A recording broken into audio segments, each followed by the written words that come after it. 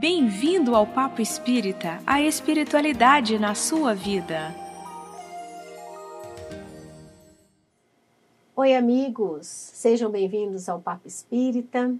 Aqui no estúdio da Comunhão Espírita de Brasília, nós temos o nosso convidado Milton de Paula Júnior, diretor de estudos doutrinários da casa, e a nossa amiga e colaboradora Thelma. Tudo bem, Milton? Tudo bem, é um prazer estar aqui.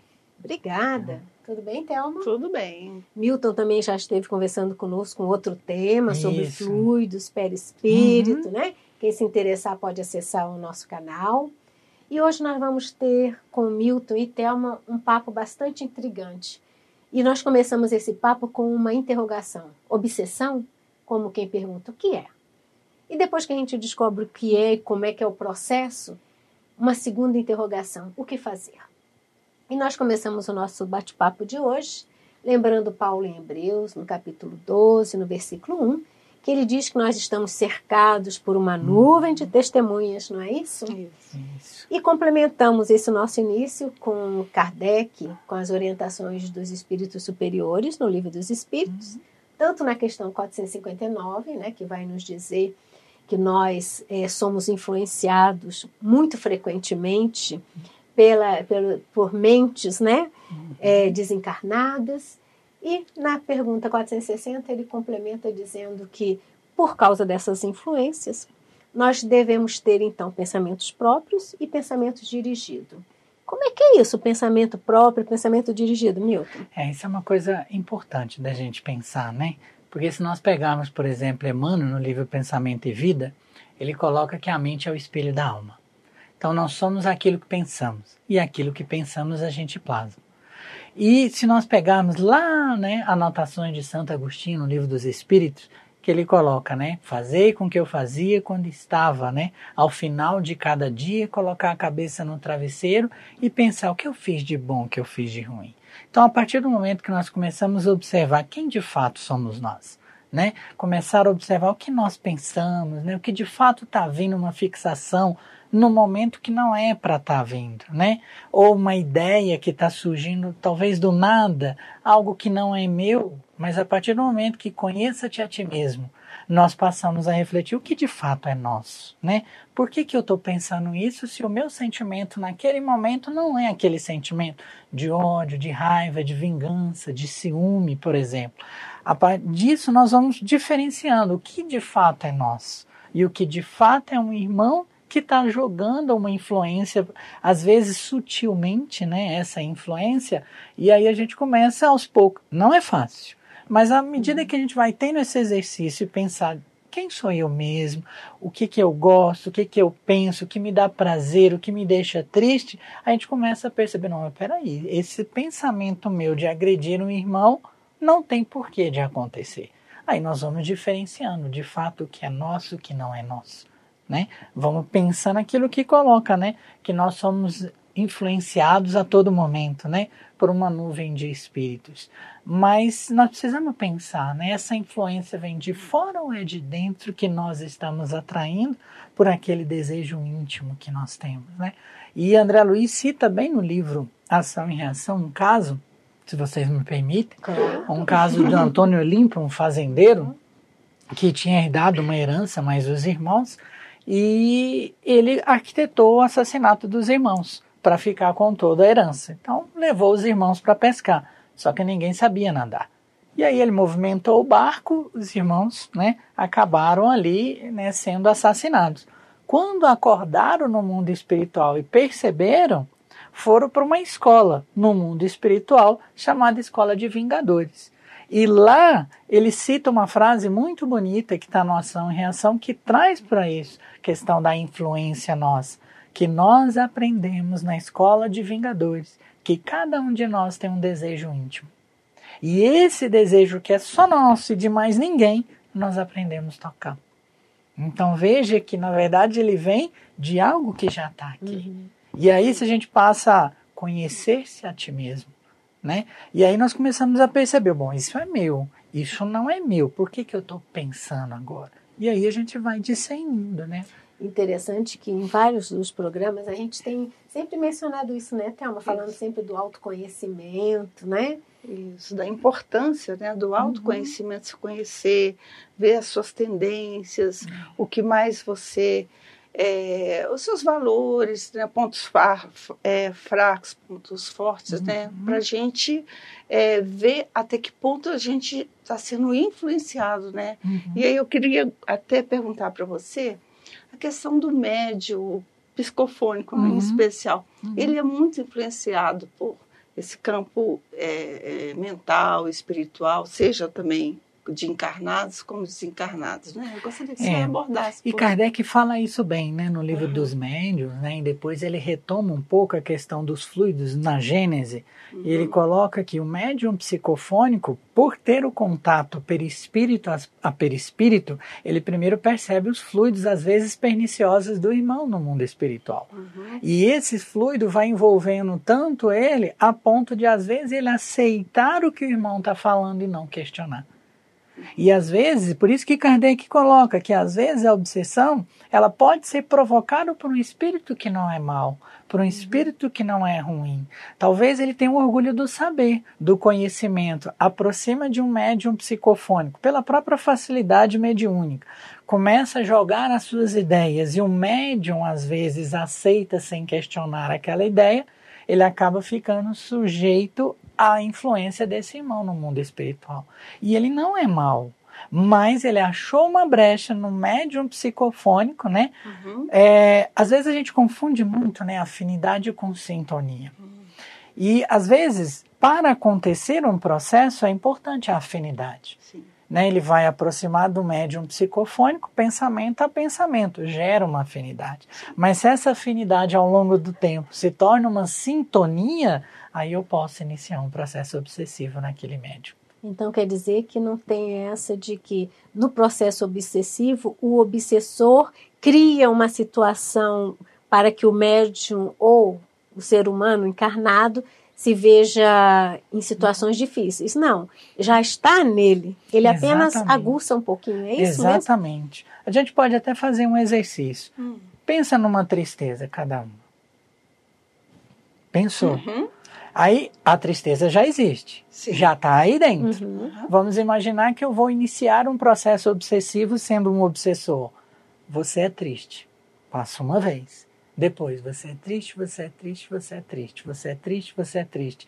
De tanto eu jogar, algo que já está dentro e não está de fora. Algo que, por um fator predisponente nosso ou desencadeante, e Manuel Filomeno de Miranda fala isso no livro Temas da Vida e da Morte, que às vezes os vícios materiais e morais são fatores desencadeantes para um processo obsessivo. Sim.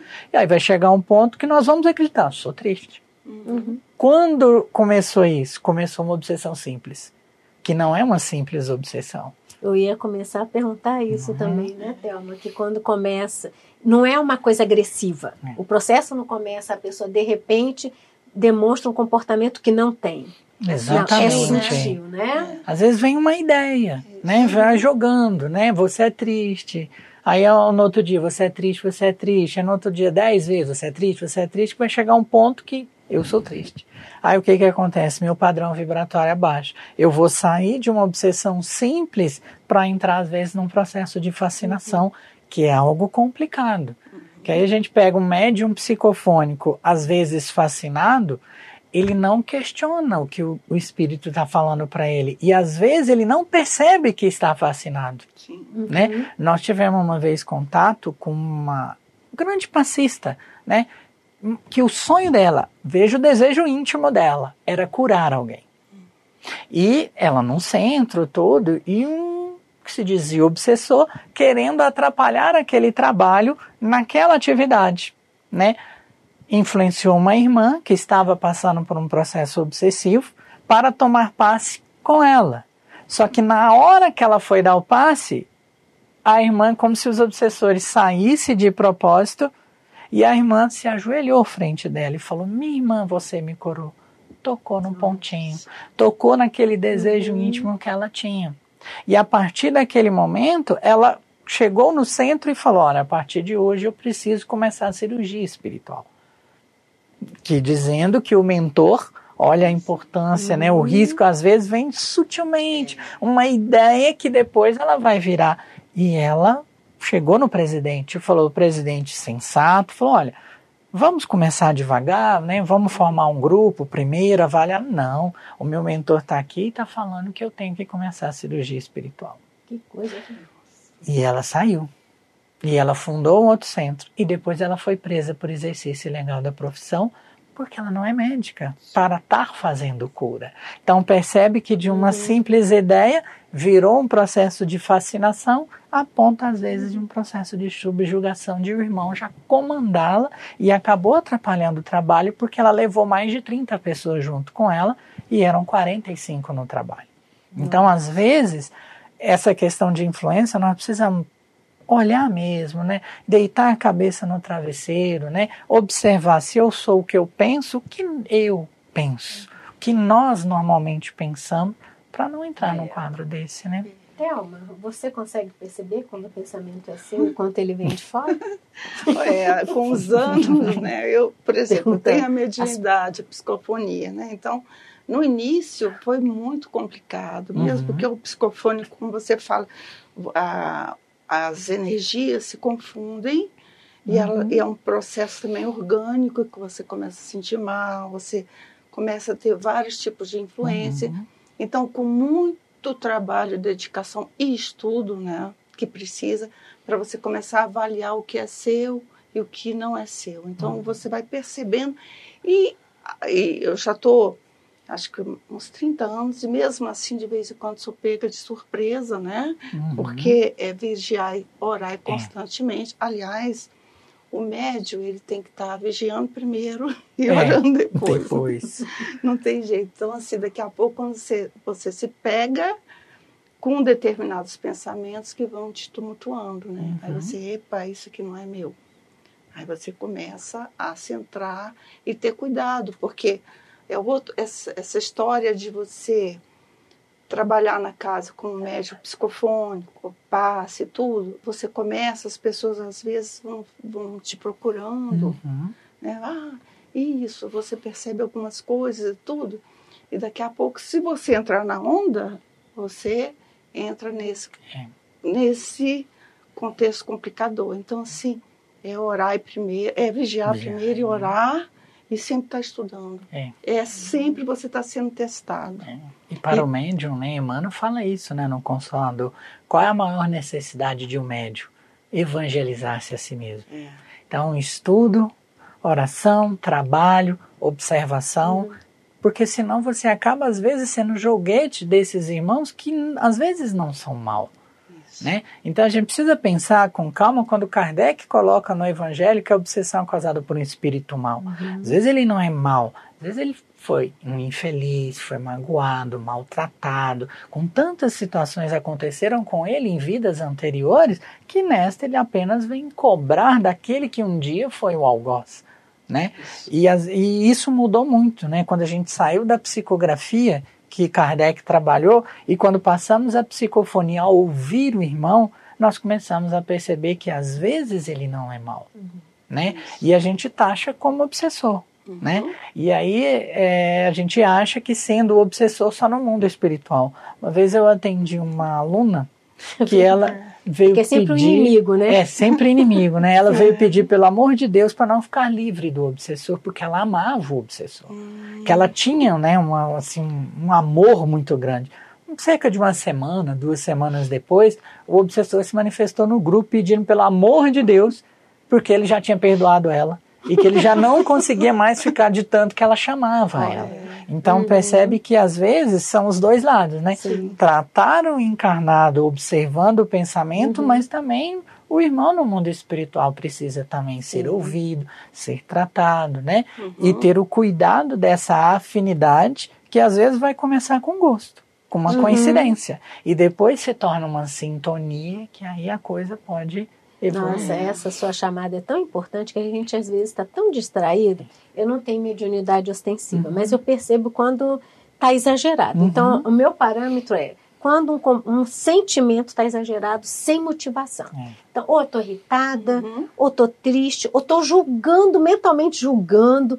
Aí eu paro, tem motivo? Mas por que eu estou fazendo isso? Exatamente, aí começo a orar, começo a ler livros, né? Ou me sintonizo com palestras, mas é uma coisa sutil, que se a gente não está se auto-observando, a gente não percebe que aquela irritação, aquela autossabotagem, eu não vou conseguir, né? Eu não tenho capacidade, eu sou a vítima de tudo, nada comigo acontece. Então, se a gente dá guarida, o que você está falando é essas coisas, né?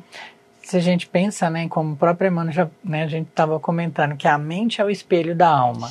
E se o pensamento é uma força vibra, primeiro vibra em nós precisamos ter cuidado, né? Kardec até coloca que às vezes nesse processo obsessivo são tantos fluidos perniciosos que o irmão joga sobre nós que os fluidos salutares se afastam. E aí o pensamento mal passa a modificar o fluido e o fluido passa a ficar dentro de nós e aquilo começa a contaminar. Dias da Cruz, ele no livro Instruções Psicofônicas, ele até cita que boa parte das alergias são autoobsessão. Porque às vezes é mais fácil jogar para o outro. Mas vamos pensar uma dermatite atópica ou uma outra alteração da pele. Se eu começo a baixar a minha imunidade, começo a baixar meu padrão com pensamentos negativos, eu vou sentir aonde? Na pele. É verdade. Então, quer dizer, não tem nenhum irmão vinculado no mundo espiritual. Os nossos pensamentos nos contaminando e refletindo no nosso corpo e às vezes em doenças, né? Sim, então o obsessor não é exclusivamente o inimigo do passado nos cobrando. O obsessor, às vezes, é aquele que tem afinidade por uma irritação que eu já tenho, por uma tristeza, pela minha facilidade com que eu me deprecio. Exatamente. Que eu baixo a minha autoestima, não é? E seguindo essa tendência de que a gente sempre está, né, envolto naquilo que a gente escolhe e que as nossas escolhas têm a ver com nossas tendências, né? Já que nós já trazemos em nós, você começou a falar, Milton, sobre uma gradação desse processo obsessivo. Você falou em uma obsessão sutil, uma fascinação. Dá para destrinchar isso um pouquinho? Kardec trabalhou, para ficar de uma forma mais didática, para a gente poder entender o quadro obsessivo em 3 graus, né? E André Luiz, depois, e outros autores, eles amplificaram um pouco esse conceito de obsessão. Então ele trabalhou primeiro a obsessão simples, que é sutilmente uma ideia, joga um pensamento, né? Ah, vamos beber, maledicência. E ele até conta um fato engraçado de 2 irmãs que tinham as roupas rasgadas, né? Roupa em cima do telhado, jogado no chão, e você acha, não, mas deve ser algum brincando ali e tal. Trancaram o guarda-roupa com cadeado. E mesmo assim começou a encontrar o quê? Roupa jogada, roupa rasgada. Aí quando Kardec foi estudar, o Espírito falou, fale para elas melhorarem a maledicência. Então percebe que começou num mal, numa ideia de falar mal de alguém, é uma obsessão simples. E é preciso a gente entender que não é uma simples obsessão, porque às vezes ela pode demorar anos numa obsessão simples para chegar num segundo grau, que é a fascinação, aonde o irmão passa a tomar pé da nossa situação. E aí já passa a comandar os nossos pensamentos, já passa a influenciar, a gente já começa a fazer aquilo que o irmão quer que a gente faça, até um ponto de uma subjugação. E às vezes a subjugação ela é moral. Às vezes a gente começa a fazer atos que nós hoje consideraríamos talvez como ridículos, mas ele não é. E Kardec conta um caso de um rapaz jovem que passava na rua as meninas, ele ajoelhava e pedia para casar. E falava que gostava, mas ele não conhecia. Então, uma subjugação moral, às vezes corporal. Então, aí entra num quadro mais intenso, que é uma subjugação a ponto de que o irmão vai tomar toda a situação. E às vezes esse processo é tão intenso que eu posso gerar doenças. Sim. Que eu posso ter repercussões magnéticas dentro do nosso corpo a ponto de gerar. Agora, é importante que mesmo a graduação começou aonde? Lá não sutilmente. Se a gente muda aquele momento o padrão, a gente evita essa graduação de obsessão simples, fascinação e subjugação. E o interessante, e aí é importante a gente estudar Kardec, né? E às vezes a gente esquece. Se a gente pegar o Livro dos Espíritos, foi em 1857. Kardec coloca que para ele a possessão era um caso de subjugação. Ele não acreditava. E isso as pessoas falam, mas Kardec não acredita em possessão. Só que na Revista Espírita de 1863, ele mudou de opinião, tanto que ele começa falando isso num caso de possessão que ele acompanhou de uma senhorita Júlia. E logo no início ele fala, nós falávamos que possessão não existe, nós mudamos de opinião. Então Kardec começa a trabalhar o sentido de que possessão existe. Mas se nós estudarmos a Gênese com calma, lá no capítulo 14, nos itens 46, 47, e Kardec coloca que a possessão pode ser por um espírito bom. Então, se nós pararmos para pensar, a possessão não é obsessão, é um fenômeno mediúnico. Porque se nós pegarmos um psicofônico, o espírito só toma pé da fala. Um possesso não, ele toma o corpo inteiro. E ele já passa, e Kardec coloca, ele toma o corpo, não o tempo inteiro, porque Deus não deixaria que isso acontecesse. Então, se ele coloca que a possessão, que ele mudou de opinião em 1863, na Revista Espírita, pode ser por um bom espírito, está lá na Gênesis, então a possessão não é obsessão. Ela é um fenômeno mediúnico, que às vezes ela pode se tornar uma possessão num sentido ruim, por ser provocado por um espírito mau. E aí ele toma o corpo do médium, ele toma o corpo do irmão, e aí ele passa a fazer as vontades dele, né? Mas, Thelma, você como médium psicofônico ostensivo, né, pegando a dica do Milton, como é no processo, no trabalho mediúnico, essa permissão que você dá, né, logicamente, a manifestação do espírito? Ele toma o seu corpo e você sai? Como é que funciona? Mas depende muito do espírito, né? Mas se for aquele irmão muito, né? Aquele irmãozinho sofrido e tudo, a gente tem uma certa vigilância. Eu sou atenta com as manifestações. Então, assim, e controlo, né? Essa questão dos impulsos de bater na mesa, querer chutar o balde, não dá para, porque a gente tem que se controlar, né? E quando vem assim, um irmão abençoado, aquela energia, né? A gente sente aquela energia e fala assim, eu não quero voltar, eu quero ficar, né? Sentindo. Mas é o processo mesmo, e chega a ser orgânico, porque dá taquicardia, dá dor de estômago, você sente tudo que aquele irmão está sentindo, você passa a sentir, né? Então, no começo, principalmente, o médium psicofônico sofre muito. E também as questões do pensamento é muito forte, porque você confunde o que é seu, o que não é seu. Às vezes vem aquela ideia, você não é nada, você é uma porcaria, por que você vai para lá, isso não está dando certo. Então, assim, um monte de pensamento e no começo também você não consegue, muitas vezes, fazer uma prece. Porque bloqueia, não sei se... bloqueia, você não consegue fazer uma oração, uma prece. Às vezes você não consegue ler o evangelho, não consegue nada, bloqueia tudo. Então você começa a fazer o tratamento, né?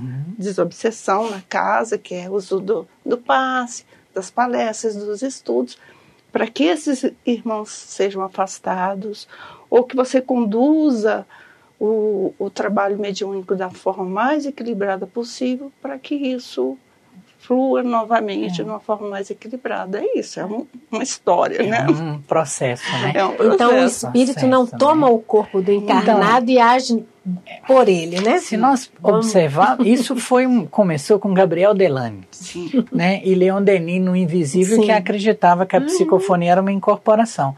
Na verdade, a possessão pode ser uma incorporação, porque ele toma conta do corpo inteiro, mas no sentido mediúnico, não no sentido de um processo obsessivo, que ele não vai tomar. Por isso que aí a importância Kardec até coloca que quando o irmão, numa situação de um processo obsessivo tão intenso, que ele não consegue de orar, que ele coloca que a prece é o melhor remédio, não consegue ler, aí entra a terceira pessoa. Isso. Aí entra aquele indivíduo, trazer o nome, fazer um tratamento à distância, trazer a pessoa, tanto que Kardec coloca no Livro dos Médiuns que neste momento o ideal era o magnetizador espírita. não só um magnetizador. Porque o magnetizador espírita, ele sabe que a vida continua e que tem um irmão que pode vir influenciar o outro. Aí entra a calma, a tranquilidade, né? A serenidade de entender o porquê que eu estou passando por aquilo, né? Qual é a situação, né? E não pegar aquilo que às vezes a gente lê em livro, isso é uma aprovação, você faliu, dói e pesa quando um médium que não sabe o que tem passar a viver isso. Mas aí a calma, a serenidade, como a Thelma colocou, você para, respira, tenha serenidade e observa o porquê disso, junto com o estudo, para você perceber de fato que é algo que pode ser tão lindo de ajudar irmãos que estão em condições tão difíceis no mundo espiritual, né? Eu vim a casa para me livrar dos espíritos, porque tal a influência, né? Porque o psicofônico mas a gente é muito influenciado mesmo, mas Deus nos oportuna esse conhecimento, porque minha família não era espírita, não tinha ligação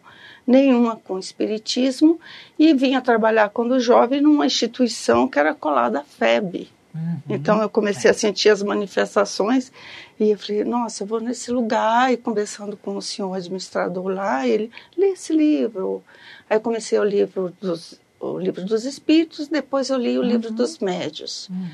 E os fenômenos só aumentando. E o medo, né? E o medo tomando conta, porque a turma toma conta durante o desdobramento do sono, né? Porque é tudo né? Vira um processo obsessivo mesmo, né? E durante o sono você se desdobrava, via as coisas, percebia a intensidade dos fenômenos, e através passei aqui, eu falei assim, não, vou fazer um tratamento aqui sem saber o que é, me livrando desse negócio.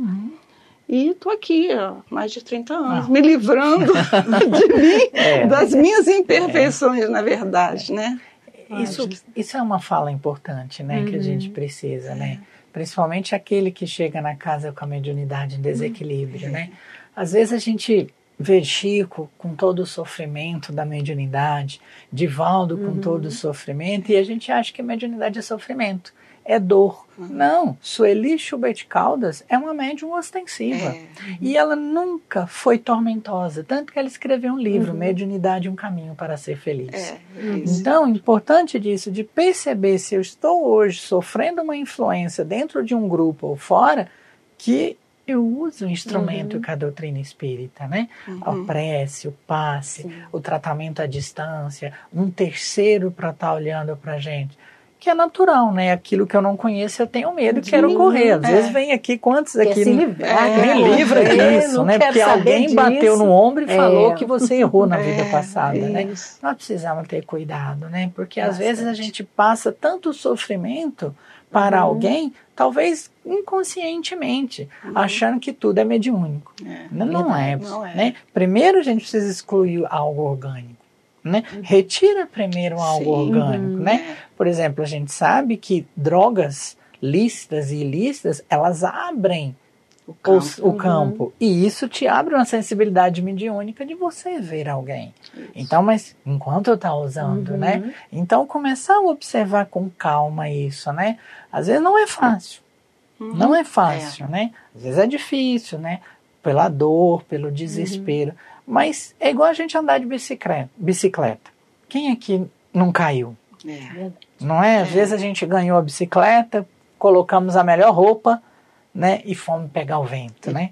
Depois a gente não sentiu confiança e não falou, tire as rodinhas. A gente não conseguiu virar. Bateu em poste, bateu em carro parado, atropelou alguém, não é? Mas a gente desistiu? Não. A mesma coisa é com a mediunidade. Mas né? Voltando à questão vocês começaram a falar também do tratamento, né? Aquele que não é espírita, mas que começa a perceber que tem alguma coisa influenciando seus pensamentos, seu comportamento. Ao vir à casa espírita, basta o tratamento terapêutico da casa espírita para que ele possa combater a obsessão? Importante isso, né? Porque às vezes a gente vê tantos irmãos fazendo tratamento 20 anos, 30 anos.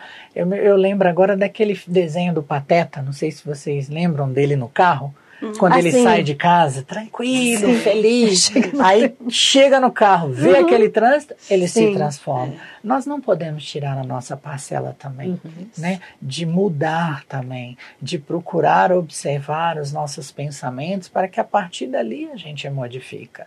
Porque só jogar para o tratamento é importante, é necessário. Às vezes a gente precisa de alguém de fora, mesmo não sendo espírita, aquela pessoa, nós podemos fazer o tratamento por ela, à distância. E às vezes ela entrando e não entendendo e achando que às vezes é culpa só do irmão, não é. Às vezes a nossa parcela também, porque este irmão aproximou por uma afinidade.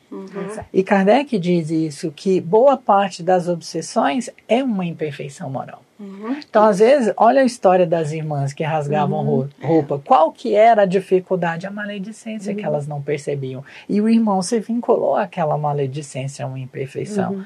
Importante o tratamento, importante o passe, mas a nossa mudança interior também. Então, o tratamento na casa é um suporte para um equilíbrio, mas vamos dizer assim, o controle, se possa assim chamar, dos processos obsessivos é autopercepção, né, do nosso pensamento, da nossa conduta, e observando alguma coisa que seja chave, que nos permita evitar, no sentido de trabalhar, né, ressignificar aquele mau pensamento, aquele mau comportamento. Não é fácil, né? Claro que não. Isso às vezes demora, mas a gente precisa começar. Sim. Precisa dar o primeiro passo, né?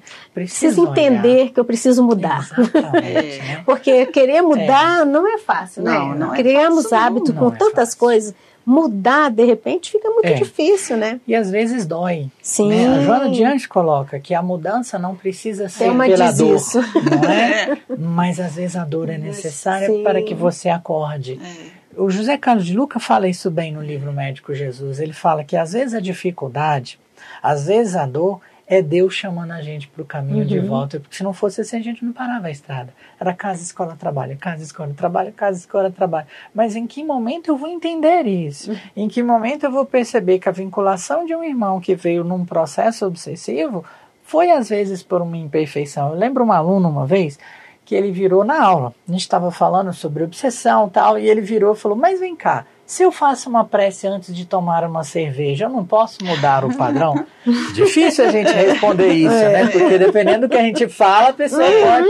Não, mas quantas cervejas que eu posso tomar? Eu falei, não é o quanta, não é o que você toma, porque não estamos aqui para julgar ninguém. Mas é de fato o teu sentimento vinculado àquilo, e às vezes aquilo pode ser uma porta que se inicia num quadro de uma obsessão simples. Interessante, só recordando seu exemplo, vem bem nesse sentido da irmã que queria curar alguém, né? Começou com a intenção, que foi estimulado numa vaidade, né? Pronto, aí acabou se perdendo, né? A boa intenção se perdeu, infelizmente. Né? Porque o médium, ele é muito vulnerável nesse ponto. E se ele não estiver trabalhando essa questão da humildade, da oração, da conduta, esse autoconhecimento, qualquer coisa é fagulha para a obsessão, para auto-obsessão, para a obsessão. É uma fagulhinha de alguma coisa, uma bobagem. Você pode passar, ou uma situação que você vai passar, que começa a te perturbar. Então, assim, é vigilância mesmo. Então, todos nós, não necessariamente só os espíritas, mas todos nós encarnados passamos por essa influência, né? E às vezes a gente acha sempre encarnado para o irmão no mundo espiritual e desencarnado para o encarnado. Às vezes nós também somos obsessores de outro. Se a gente pensar, por exemplo, um filho que quer fazer um determinado curso e nós, como pais, falamos, não, só medicina, direito e engenharia. E você só vai fazer isso. Você só vai fazer isso, você só vai fazer isso. Marlene Nobre trouxe isso buscando nas obras de André Luiz, chamado de obsessão telepática. Que às vezes pode ser consciente ou inconsciente. Às vezes nós vamos corrigir uma secretária do lar, vamos corrigir um empregado de uma forma que o maltrata, que o humilha. Imagina uma vez, 2, 3, 4. Eu posso estar sendo o obsessor encarnado daquele irmão encarnado. E às vezes consciente, mas às vezes inconsciente de ficar jogando que ele, você não consegue fazer nada, eu te ensino tantas vezes, você não aprende nada. Imagina a carga emocional que a gente joga para ele. né? Então, às vezes, encarnado para encarnado acontece também. E Aulus, no livro Nos Domínios da Mediunidade, ele coloca: milhões de criaturas hoje estão vivendo grandes tormentos dentro do lar. Então, às vezes, aquela dificuldade de jogar para outros, você tem que ser assim. Eu quero que você faça isso. Seja da forma como eu quero que você vai ser daqui para frente. Será que nós também não estamos fazendo isso com o outro? É uma verdade. E você estava falando isso, e às vezes o médium, que a pessoa às vezes tem uma energia e tudo, ela às vezes nem fala, ela só, através do pensamento, ela manipula uma energia para, né, falando assim, eu quero que você faça isso, eu quero que você faça aquilo, né? E com raiva, ou então eu estou com raiva de fulano, então você joga uma carga, mesmo que volte para você, uma carga energética em cima daquela pessoa, é uma obsessão cruel mesmo. Cruel. Nós estamos acompanhando um estudo que nós estamos fazendo e a gente está percebendo que quando ele tem uma mediunidade ostensiva de psicofonia, psicografia, a descarga que o corpo libera é a adrenalina. Por isso que o médium aumenta o batimento cardíaco, por isso que ele começa a tremer, por isso que quando a gente está com raiva fica vermelho tremendo, diferente de quando ele está num processo de desdobramento que a descarga é a acetilcolina. Porque ele vai longe, mas o teu corpo precisa de ter um tônus diminuído para que ele vá. Então a gente percebe nitidamente a ação do sistema simpático e parasimpático no corpo do médium e num quadro obsessivo. E às vezes a gente sente a ponto de não conseguir sair de casa. É verdade. Né? E a descarga de adrenalina que, né, tem uma, né, psicofônica aí, percebe, começa a respirar, o coração acelera, começa a tremer, você percebe nitidamente uma descarga adrenérgica, de adrenalina, justamente para você perceber o fluido que o irmão está trazendo. Sim. Você, né, que é, né, que conduz aí, né? Que é esclarecedora, é um outro papel. Eu também realmente, nos momentos em desdobramento no grupo, realmente eu sinto uma tranquilidade, vou em alguns lugares, então o que eu vou passando é de uma forma mais tranquila. Eu percebo isso, né, Miriam? Dependendo do local. É verdade. Tem lugar que é mais... Umas cenas são mais, né? Porque quando difíceis. Você vai num desdobramento, o teu corpo está aqui, o teu perispírito vai. Sim. Aí eu preciso de uma descarga de acetilcolina para controlar o tônus muscular, para manter um certo tônus muscular dentro do corpo. Mas não é aquele batimento acelerado, começa a tremer, não. Você percebe que o teu corpo baixa o tônus muscular para a execução do trabalho de desdobramento. E é ali que às vezes inicia um processo obsessivo. Por isso a importância da gente se preparar para dormir. Isso. E às vezes a gente esquece. Às vezes a gente já faz a prece deitado, né? Porque fica mais fácil, né? E que nem concluiu, nossa, dormindo. Não acabei nem de rezar e já estou dormindo, não é? Mas a gente se preparar, ler um evangelho, né? Porque naquele momento de emancipação da alma, que esses irmãos às vezes iniciam um processo de sintonia num quadro obsessivo. Nós estamos quase encerrando, mas eu gostaria só de pegar um ganchinho também para compartilhar com nossos amigos, que também, quando nós não aceitamos a perda de alguém, seja encarnado ou desencarnado, muitas vezes o obsessor somos nós. Isso é importante. Quando geramos esse sentimento de não aceitação em vingança, às vezes mais direta, às vezes na surdina, né? É bom que a gente lembre também, né, essa parte. A gente precisa, assim, a saudade, a dor, ela é natural. E a gente precisa, né, muitos autores falam isso, a gente precisa viver o luto. A gente precisa entender aquele momento de dor, de sofrimento.